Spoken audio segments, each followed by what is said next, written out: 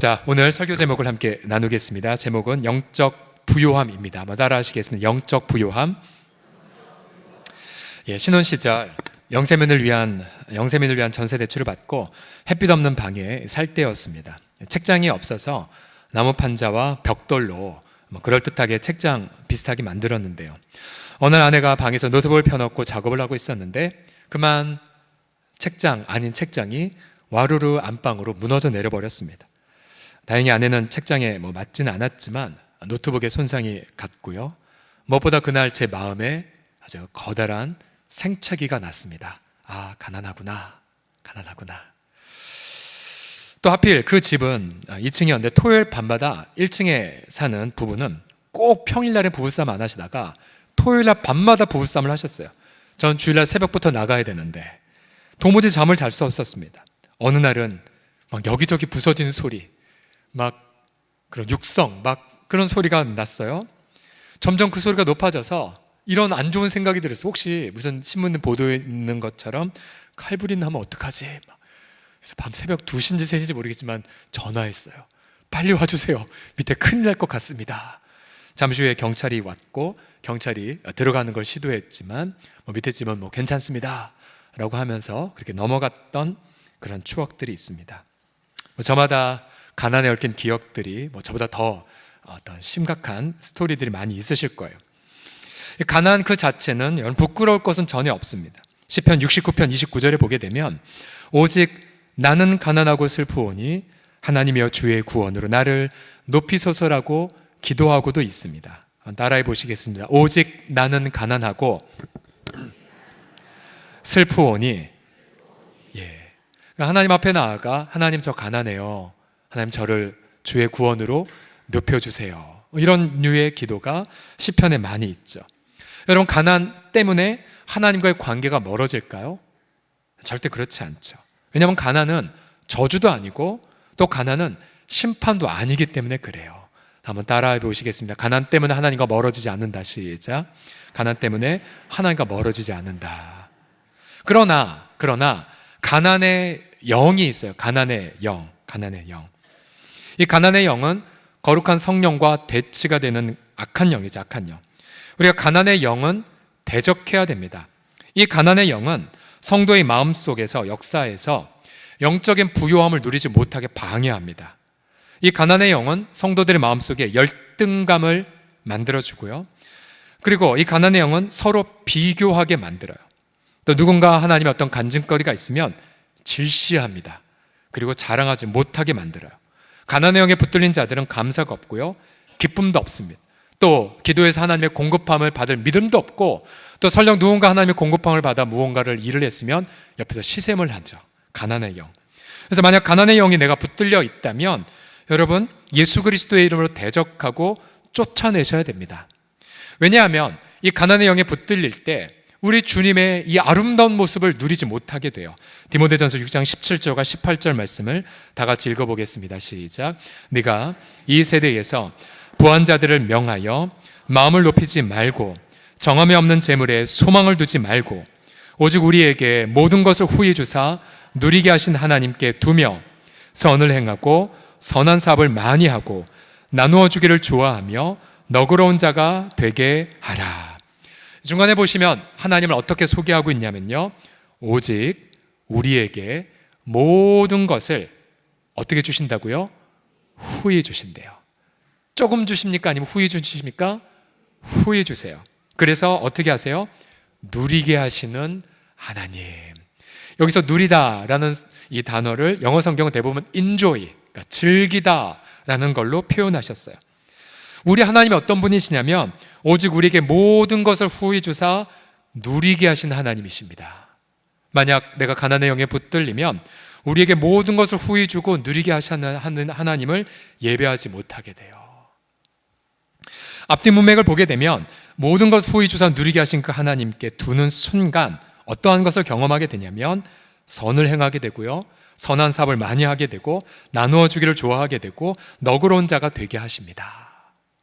그러나 가난의 영에 붙들리게 되면 모든 것을 후히 주사 누리게 하신 하나님을 누리지 못하고요, 당연히 선 도모하지 않습니다.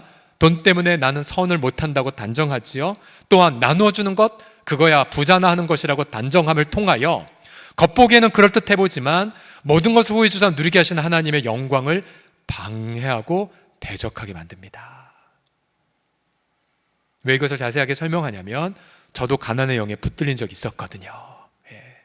그럴듯해 보이는데 실상은 하나님의 그 영광을 누리지 못하는 그러한 악한 믿음입니다. 근데 여기에 기쁜 소식이 있지요. 그것은 우리 모두가 예수 그리스도를 믿는 순간 재벌이 되진 않아요. 또 그러나 우리 모두가 예수님의 제자가 되면 놀라운 것이 있죠. 바로 모든 것을 후히 주사 누리게 하신 그 하나님이 바로 우리의 아버지가 됩니다. 믿으십니까? 그래서 우리 저마다 각 가정들에 걸릴 가훈이 있어야 되죠. 뭐냐면 아무것도 없지만 모든 자들을 어떻게 해요? 부요하게 하는 자. 비록 내 통장에 잔고는 없어도 그러나 정말로 내가 섬길 사람들을 향해 기도하며 나아갈 때에 모든 것을 후히 주사 누리게 하신 하나님의 은혜로 말미암아 오히려 그를 부요케 하는 데에 쓰임받는 자. 그래서 줄 것만 있는 성도, 바로 예수 그리스도 안에서 저와 여러분 모두가 이미 그런 모든 것을 후히 주사 누리게 하신 하나님의 은혜로 인하여서 영적 부요함을 누리는 자가 이미 되었음을 믿으시기 바랍니다. 우리 교회를 보더라도 세상 기준으로 보면 부유하지 않아요. 그러나 하나님이 보시기에는 영적 부유함을 누리는 분들이 우리 교회에 많으실까요? 적으실까요? 많으세요. 정말 많으세요. 네. 제가 부자 동네도 사역해봤고 가난한 동네 사역해봤고 다 사역을 해봤지만 저 서롱성교회를 보면은 부자교회예요. 부자교회. 왜 부자냐면 모든 것을 후히 주사 누리게 하신 하나님을 여러분들이 많이 누리고 계시기 때문에 그래요. 여러 가지 예들을 일일이 다 거론할 수가 없어요. 예를 들어 그런 분들은 뭔가 본인들의 어떤 통장에 잔고가 많아서 예를 들어서 어떤 단기 선교를 간다. 그러지 않아요. 오히려 하나님께 기도하면서 하나님 풍성한 공급하심을 받고 기쁨으로 나아가요. 그들은 물질이 풍성해서 나누지 않아요. 그러나 자신들의 오병이어를 모아서 그 누구보다도 풍성한 나눔의 삶의 실천에 앞장서십니다. 그러니까 지난주에도 몇몇 지체들이 청년 공동체 전체에게 100명이 넘는 청년들에게 삼겹살 파티를 해주셨어요. 우리 청년 얼마나 행복해했는지 모릅니다. 저도 틈틈이 강의 중간중간에 서서 부엌에서 옆에서 열심히 얻어먹었습니다. 또 삼겹살 파티가 끝나자 또 몇몇 지체들이 또 남아서 반찬을 부지런히 만드셨어요. 이유가 뭐니까 물어보니까 소외된 이웃들에게 이제 가져다 주기 위해서 은밀한 중에 계속 반찬 만들어서 갖다 주고 나눠주는 사역을 하시더라고요. 여러분, 우리 모두가 예수님을 믿고서 저마다 큰 집을 사서 그렇게 살지는 못해요. 그러나 많은 성도들이 자신의 집을 오픈해서 사랑방교를 섬기세요. 여러분, 성도들의 그 집은 하나님 임재가 가득하고 성도들의 자신의 그 집에서 기도응답이 가득함을 경험을 해요. 우리 자신의 자녀들이 하나님을 경외하는 자녀들 아름답게 세워지고 있어요. 여러분이 그거보다 더 큰 영적 부유함을 누리는 것이 어디에 있겠습니까? 자, 옆 사람 보시면서 이렇게 말씀하겠습니다. 당신은 부자입니다 라고요. 시작. 당신은 부자입니다. 자, 지금까지 서론이었습니다. 서론. 제가 이렇게 긴 서론을 말씀드린 이유가 무엇이냐면 우리가 오늘 보았던 계시록의 두 번째 교회인 서머나 교회. 자, 이 교회는요, 어떤 면에서 우리 교회랑 굉장히 비슷하고요. 또 우리 2020년 우리가 나아갈 방향을 일깨워주는 교회 중에 하나이기 때문에 그래요. 9절을 같이 볼까? 이 교회의 특징. 9절 시작. 내가 네 환난과 궁핍을 알거니와 실상은 네가 뭐하다고요? 부유한 자니라. 많이 환난을 겪었고요. 이 교회는 가난했어요. 실제 가난했어요. 당시에 자료들을 보면 초대교회 대부분의 성도들은 노예들이나 아니면 하층민 자유인들이 많았어요. 또 저마다 속한 직업, 길드라고 하는데 길드가 대부분 어떤 우상의 숭배에 매여 있기 때문에 크리스찬이 된다는 건 그 길드에서 쫓겨나는 것, 그러니까 가난을 자초하는 것과 동의어였습니다. 이 서머나 교회의 위치를 잠시 지도를 통해서 보시면요, 서머나는 지금의 터키 지명으로 이즈미르예요. 이즈미르 지금 터키인데요. 우리가 지난주에 에베소를 보았고요. 오늘 서머나 이즈미르는 그래서 우리나라로 치면은 인천 혹은 부산, 굉장히 큰 그런 항구 도시, 터키에서 세 번째로 큰 도시입니다. 작년에 갔던 팀이 찍은 사진들을 좀 보세요. 이즈미르, 또 거기 이즈미르에는 일단 나누겠지만 폴리캅 기념교회가 있습니다. 누군가는 이즈미르를 가리켜 너무나도 아름다운 도시라고 칭찬했지만 또 한편 이즈미르는 티베리우스 황제의 탄생지, 그래서 그 황제를 숭상하는 전 예배당이 있어서 많은 크리스찬들이 그리스도를 유일한 주로 고백할 때에 반역죄로 끌려가 많이 죽임을 당했죠. 또 유대인들이 하나님의 아들을 믿는 우리 크리스찬들을 가리켜 너희는 모독이다, 하나님 모독이다 라고 말하면서 유대인들도 앞장서서 참소했던 동네, 아름다웠지만 수많은 많은 크리스찬들이 무참하게 살해당했던 곳이 바로 서머나였습니다. 네, 그런 서머나 교회를 향해 주님은 다시 한번 9절에서 말씀하세요. 9절을 다 같이 읽겠습니다. 시작. 내가 네 환난과 궁핍을 알거니와 실상은 네가 부요한 자니라. 다시 한번 옆 사람 보시면서 당신은 부요한 자이십니다 라고 합시다. 시작. 그래서 오늘 여러분 설교를 듣고 나서 다시는 여러분 생각 속에 나는 가난해서 아무것도 못해 라는 생각을 절대 하지 마십시오.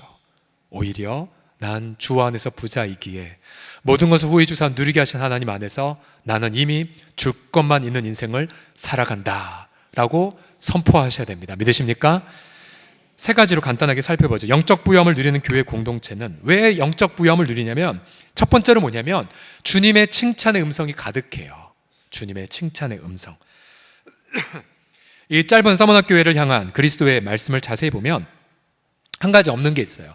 책망이 하나도 없어요. 책망이 다 구구절절 너 부요한 자야, 너 두려워하지 마, 너 죽도록 충성해, 내가 생명의 면류관 줄게 등등. 여러분 앞에 에베소 교회는 너희 처음 사랑 처음 행위를 버렸구나, 빨리 회개해, 안 그러면 내가 너의 촛대를 옮길 거야. 그러나 서머나 교회는 책망이 하나도 없어요. 구구절절 격려와 위로, 칭찬 뿐이었습니다. 고난과 핍박은 강렬했지만 이 교회는 누구보다도 자신들을 격려하는 주님의 음성이 가득했어요. 여러분 누가 부유한 자입니까? 그는 누구보다도 주님과 깊은 교제를 누리는 분이에요. 눈이 오나 비가 오나 새벽을 사시고 밤늦게 자신의 마음을 드리고, 그리고 비록 외적인 환경은 환란이 많아도 그러나 그와 대화해 보면 언제나 그분에게는 하나님 말씀이 가득해요.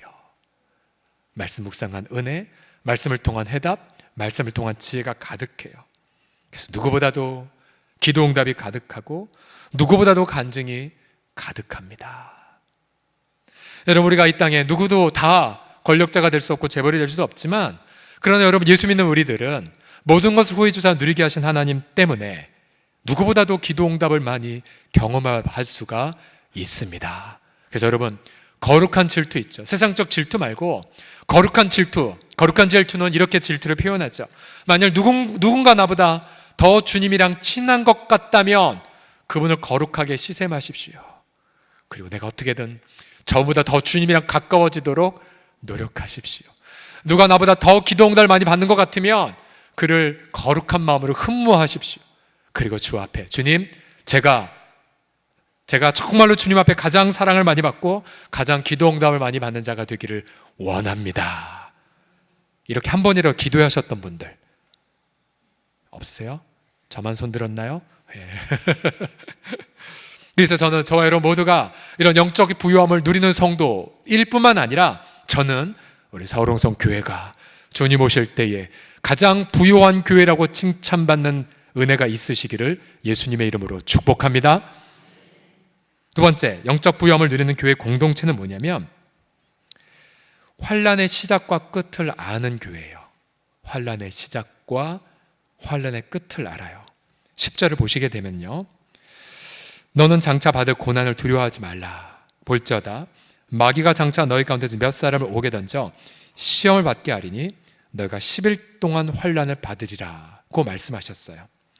주님은 그들에게 환난을 예고하셨어요.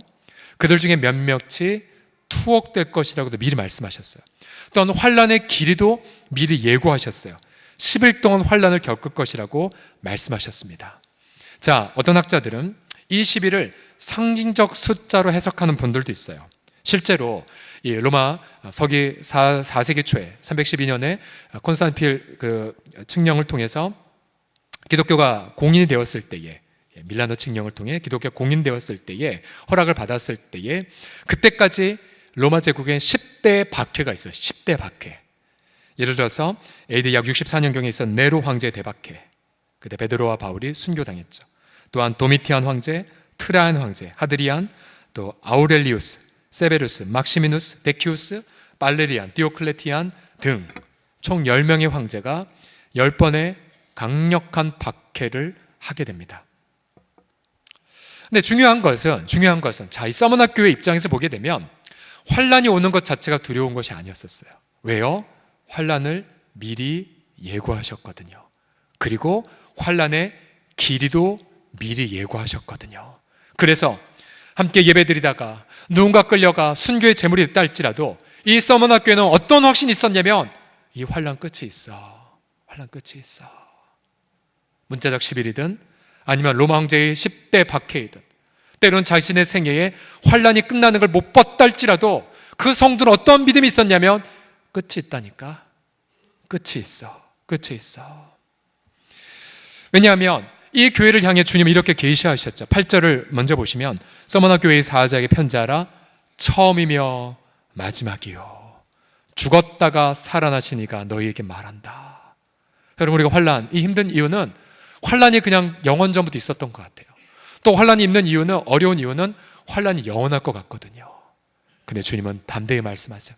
야, 환란이 영원하지 않아. 내가 처음이야. 내가 처음. 그리고 내가 마지막이란다. 그리고 환란의 가장 절정은 죽음이지 않습니까? 주님 말씀하세요.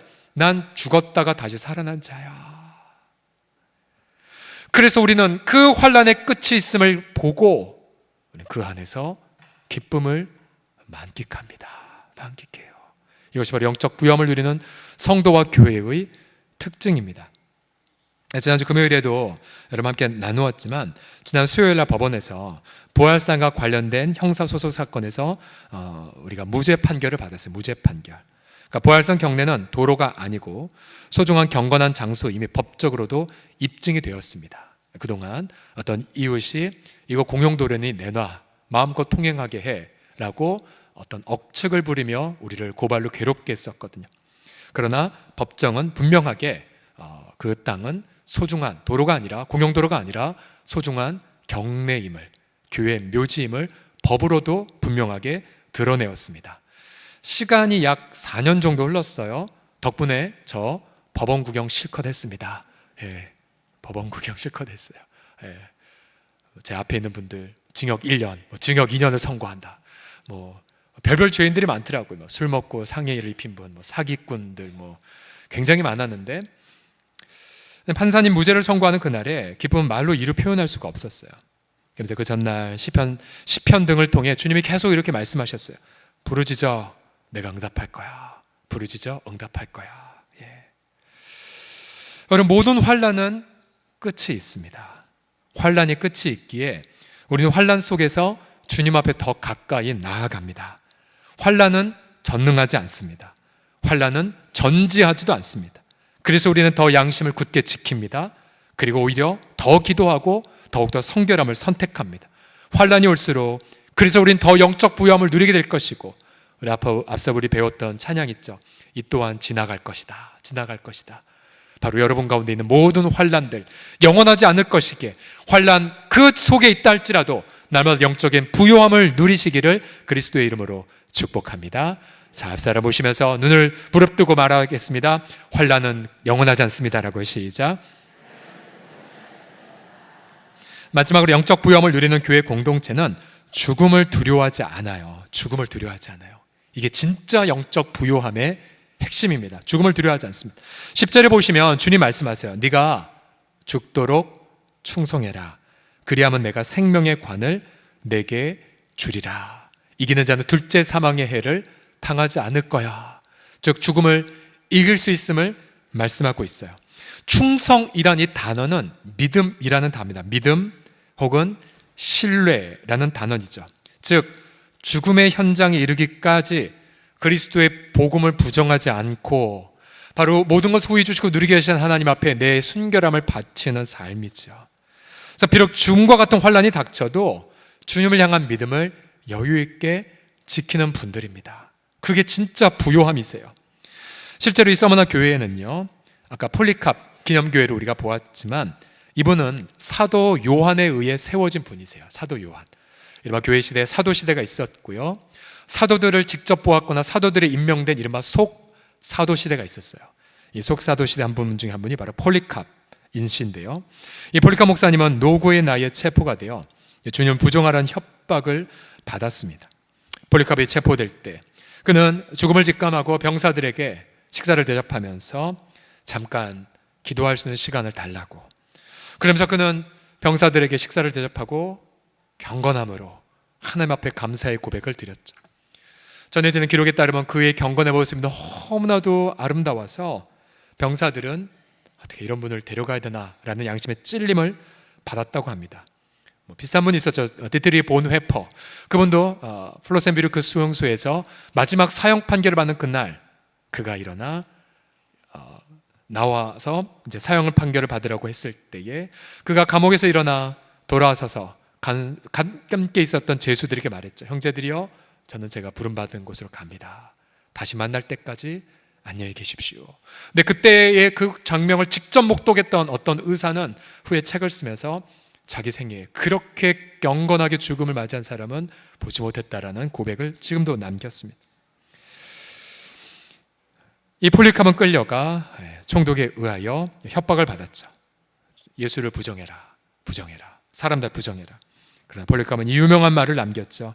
이 86년간 그분을 섬겼으나 나에게 단 한 번도 고통을 준 것이 없다. 내가 어찌 나를 구원하신 나의 왕을 모독할 수 있단 말이냐. 유명한 고백이에요. 유명한 고백. 화영대 위에서 이렇게 기도했다고 합니다. 오늘 이 순간에 나를 귀하게 여기셔서 수많은 순교자들 중에서 영혼과 육체가 영원한 생명으로 부활하도록 그리스도의 잔에 참여하오니 오늘 수많은 순교자들 중에서 당신 앞에 기름지고 살진 번제가 되게 하옵소서. 이제는 당신의 사랑하는 아들 영원하신 대제사장 예수 그리스도를 통하여 이 모든 것에 찬양과 감사와 영광을 돌립니다. 우리가 정말로 영적인 부요함을 누리느냐? 그래서 죽음의 순간에 강렬히 드러나요. 우리가 모두 다 이런 순교의 화형대에 오르진 않겠지만 우리 모두 다 언젠가는 마주할 죽음 앞에서, 그것이 병상이 됐든 아니면 다른 어떤 현장이 됐든, 여러분은 그리스도 앞에 여러분이 누리는 그 부요함을 어떻게 표현하고 나타내시겠습니까? 지난주에 오전에 맥켄지 선교사의 삶을 나누어 드렸지만 그분의 전기책을 헌책방에서 구했어요. 그리고 쭉 읽어 나가는데 이런 딸의 고백이 있더라고요. 자기 아버지는 다시 태어나도 조선 땅에 와서 나 환자를 섬기다 죽겠다라고 고백했다라고. 자기 죽음 앞에서 어떠한 믿음으로 어떻게 사랑하며 살겠다고 고백하는 그분은 이미 영적인 부요함을 누릴 것이고, 모두 다 죽기가 두려워서 두려워하고 그렇게 범죄한 이 세상 사람들에게 하늘 가득한 영적 부요함을 강렬하게 간증하게 될 것입니다. 우리 주님은 모든 사람들에게 죽도록 충성하라고까지 말씀하지 않으세요. 모든 이들에게 선교하라, 모든 이들에게 순교하라고까지 말씀하지 않으세요. 그러나 서머나 교회처럼 환난 속에서 영적 부유함을 누린 이들에게 주님은 말씀하세요. 죽도록 충성할래. 순교의 제물을 바치거라. 실제로 손영호 목사님 순교하기 전, 또 주기철 목사님 순교하기 전 그의 지인들도 이분은 순교의 제물이 될 것이라는 음성을 함께 듣고 그 순교의 길을 가도록 격려하지 않았습니까? 그러고 보면 주님은 아무 교회에 거룩한 순교자도 허락하지는 않으세요. 제가 아는 한 교회 목사님은 그 교회에 정말 충성한 어떤 그런 성도가 있었고 또 정말 목숨을 바쳐 헌신한 분들이 있었대요.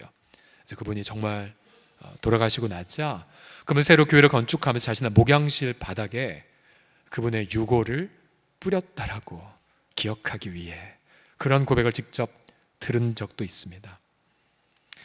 여러분, 그런 면에서 서롱성 교회는 지난 61년의 역사 동안에 우리 교회는 어떤 순교자는 있지는 않아요. 61년간의 역사를 보게 되면.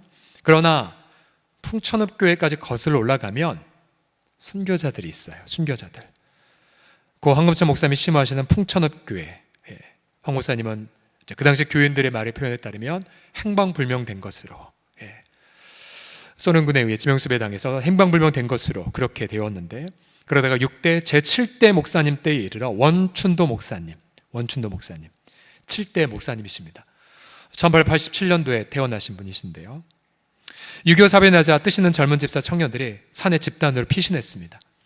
그런 원춘도 목사님에게도 피신을 권했지만, 그러나 목사님은 양들을 버리고 피신할 수 없다고 거절했어요. 마치 손양호 목사님도 동일한 이유로 거절하면서 결국 공산군에 잡힌 것과 마찬가지로요. 평상시랑 똑같이 목회를 하셨다가 공산군에 의해 목사 사택을 빼앗겨 버렸어요.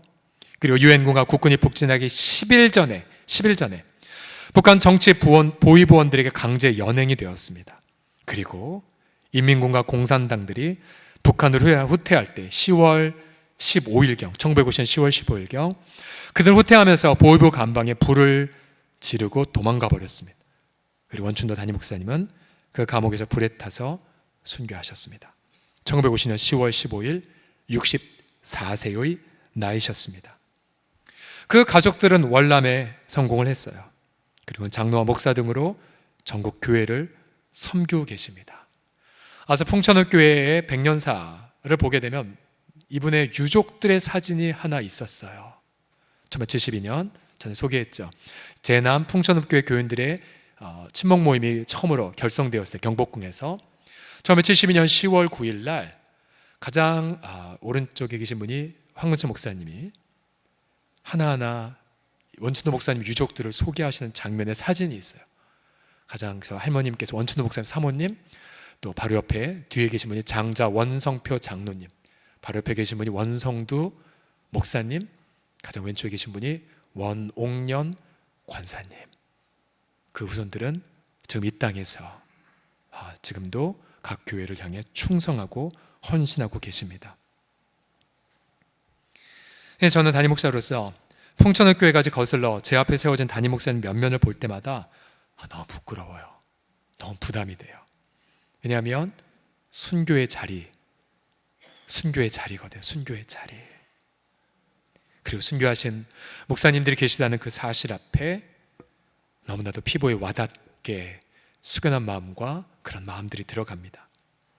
여러분, 우리 교회가 어떻게 영적 부요함을 날마다 누리며 나아갈 수 있겠습니까?